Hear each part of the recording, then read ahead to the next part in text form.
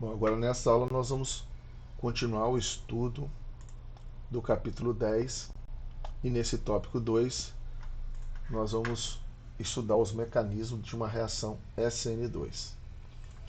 Bom, a reação SN2 significa substituição nucleofílica bimolecular. Ela depende da concentração de ambos os reagentes. Então, nesse exemplo aqui, nós temos o brometo de metilo, nosso aleto de alquila, reagindo com o hidróxido, que é o nosso nucleófilo. Então, esse hidróxido vai substituir o bromo aqui, formando o álcool metílico e liberando o Br-, que é uma base fraca e estável, portanto, os halogênios são bons grupos abandonadores devido a essa característica. Bom, então a velocidade da reação ela é diretamente proporcional à concentração do aleto de alquila e à concentração do nucleófilo. Por isso é que ela é chamada substituição nucleofílica bimolecular, porque é uma reação de segunda ordem. Então a velocidade da reação é igual a uma constante K, que é a constante da velocidade da reação, vezes a concentração do aleto de alquila e vezes a concentração do nucleófilo. Existem 3 evidências experimentais que suportam o mecanismo da reação SN2, ou seja, que explicam por que algumas reações ocorrem através do mecanismo SN2. Primeiro, é a velocidade da reação depender tanto da concentração de aleto de alquila quanto do nucleófilo. Então, como nós vimos no slide anterior, se a velocidade da reação é diretamente proporcional à concentração do aleto de alquila e do nucleófilo, se eu aumento a concentração do nucleófilo, aumenta a velocidade da reação. Se eu aumento a concentração do meu aleto de alquila, aumenta a velocidade da minha reação. Então, se isso acontece, é porque a velocidade da reação, o mecanismo da reação, depende da concentração, tanto do aleto de alquila quanto do nucleófilo. Segundo é que a velocidade da reação com determinado nucleófilo, ela diminui com o aumento do tamanho dos aletos de alquila. Por exemplo, um aleto de alquila primário, já que ele tem apenas um grupo alquila, a tendência é que a reação seja mais rápida com ele. Já um aleto de alquila secundário, que tem 2 grupos alquila, esses 2 grupos alquila pode atrapalhar na reação, a velocidade então vai ser menor. E caso eu tenha um aleto de alquila terciário, os aletos de alquila terciário eles praticamente não reagem via o mecanismo SN2.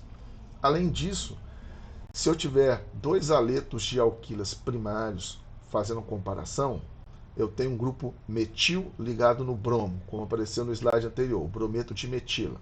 É um grupo pequeno metil. Se eu trocar esse metil por um etil, que é um grupo um pouco maior, a velocidade da reação também vai ser alterada. Ou seja, aletos de alquilas menores e primários principalmente são o que ocorre uma reação SN2 de maior velocidade. E o terceiro item que tem que ser considerado aqui na avaliação do mecanismo é a configuração no produto de substituição, que ela vai ser sempre invertida em relação à configuração no reagente aleto de alquila quiral. Bom, isso a gente vai explicar melhor no final dessa aula, mas esse item 3 está associado ao seguinte. Vamos supor que você tem como reagente um aleto de alquila que apresenta um carbono quiral. Quando você fizer o produto de substituição, provavelmente vai gerar um produto com também um carbono quiral. Se existe um carbono quiral, ele pode ser configurado como R ou como S. Então, teoricamente, você poderia ter 2 produtos. Mas nas reações SN2, apenas um dos 2 produtos que é formado, e nós vamos verificar isso ao final desta aula. Isso é muito importante. Bom, uma outra coisa é que a reação SN2 ela é chamada de reação concertada, pois ela ocorre em apenas uma única etapa, como está mostrando aqui nessa figura.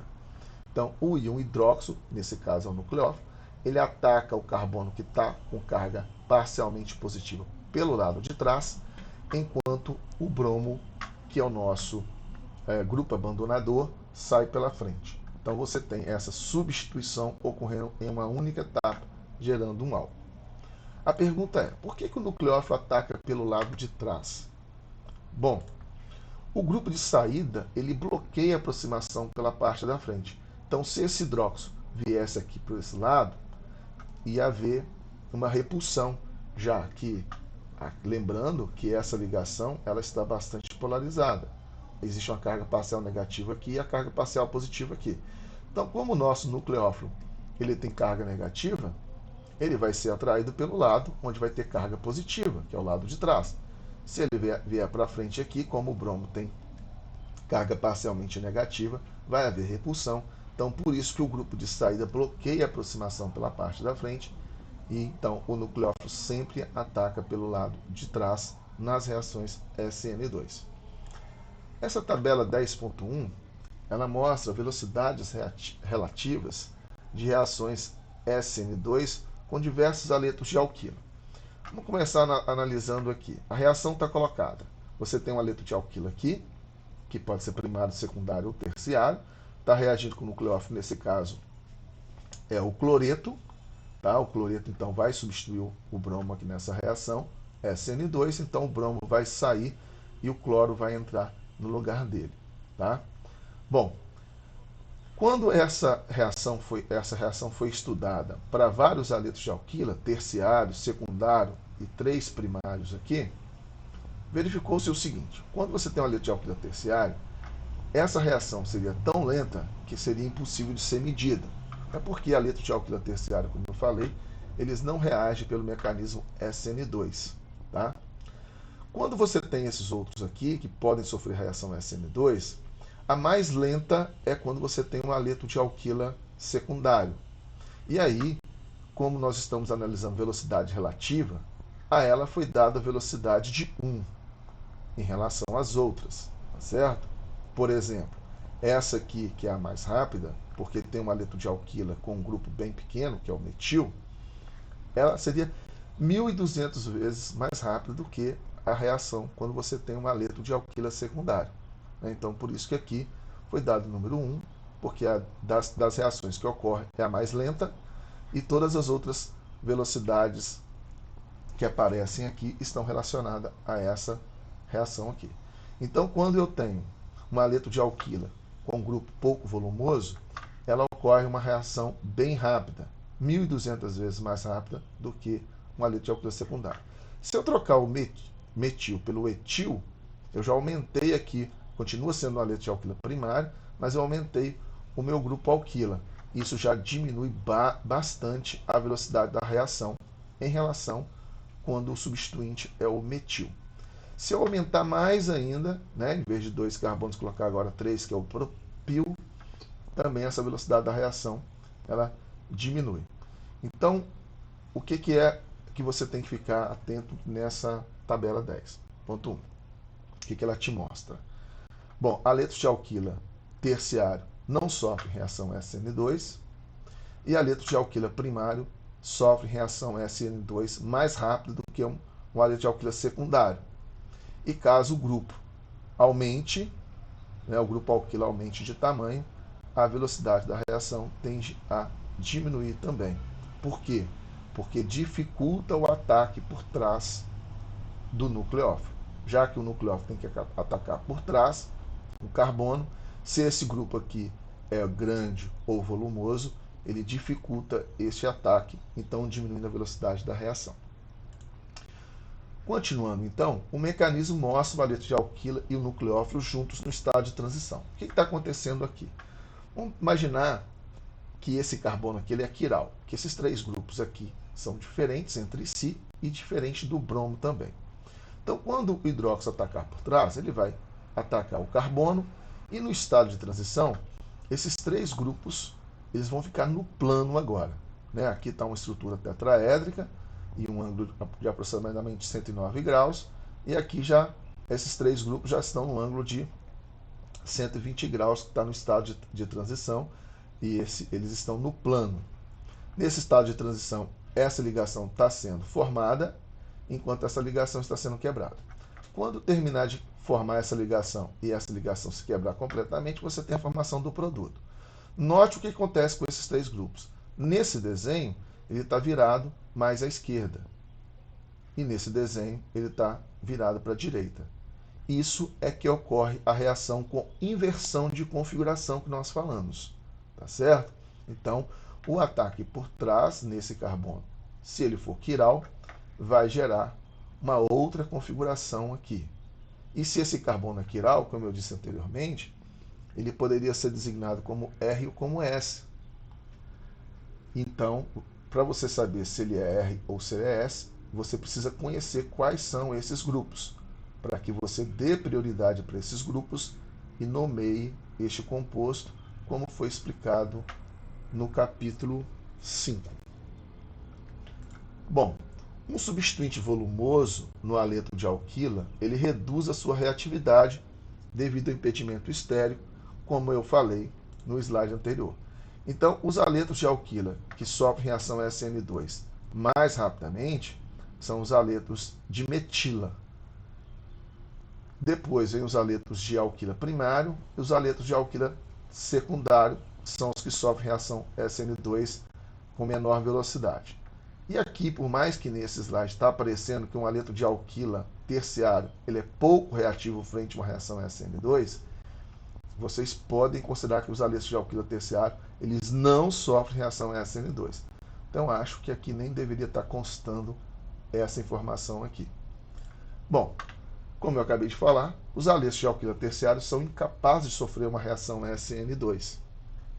E a velocidade da reação SN2 não depende apenas do número de grupos alquilas ligados ao carbono, mas também do tamanho deste grupo. Como nós vimos naquela tabela 10.1, você pode ter, lá tinha 3 haletos de alquilas primários e o tamanho do grupo aumentava e isso fazia com que a velocidade diminuía.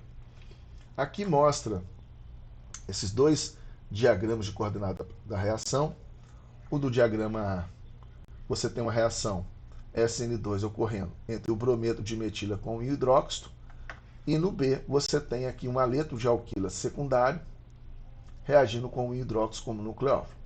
O que você percebe é que do reagente até o complexo ativado, que é o estado de transição, aqui você gasta uma energia bem menor, porque aqui você tem menor impedimento estérico. Chega no estado de transição, você vê que você tem 2 hidrogênios e, como eles são pouco volumosos, causa menor impedimento estérico.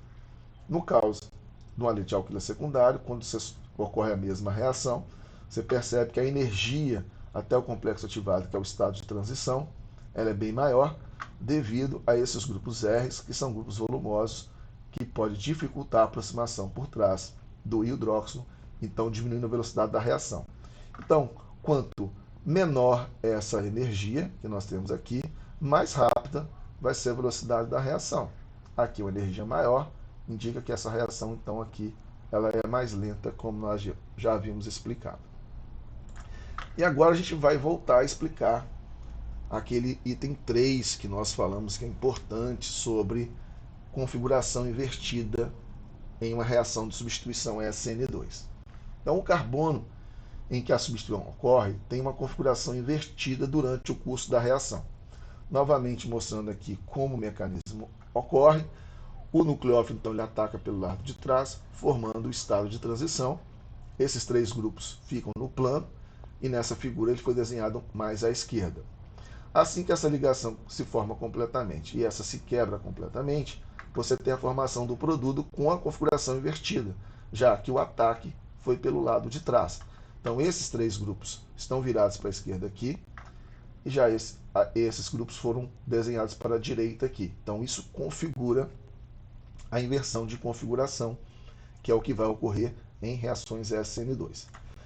Então, se você tem esse carbono aqui sendo quiral, você poderia ter o produto R e S, mas apenas um produto é formado quando um haleto de alquila sofre uma reação SN2. E para você saber qual produto é formado, como está mostrando nesse exemplo aqui, basta você inverter a configuração relativa quando você desenha. Tá? Então, aqui você tem um haleto de alquila secundário e ele é quiral porque todos os grupos são diferentes. Então, esses R' e R estão desenhados no plano, estão virados mais à esquerda. E quando o hidróxido vai substituir o bromo, Esses grupos que estão desenhados no plano, que estão virados mais à esquerda, foram desenhados agora virados para a direita, tá certo? E o hidrogênio permanece para trás, enquanto o hidróxido permanece para frente, não tem problema nenhum. Para você saber se esse composto é o R ou S, você vai precisar de conhecer esses grupos R' e R, né, para dar prioridade para eles e nomear o composto. Caso você faça a representação por uma projeção de Fischer, da mesma maneira. Você tem um bromo de um lado, se o hidróxido vai substituir esse bromo, você vai desenhar esse hidróxido do outro lado, porque nessas reações SN2 a configuração é invertida. Tá certo? Então, muita atenção, entendam bem essa história aqui, porque o mecanismo SN2 e o SN1 que nós vamos estudar em uma próxima aula, eles vão ter reações diferentes quando nós temos um reagente com carbono quiral.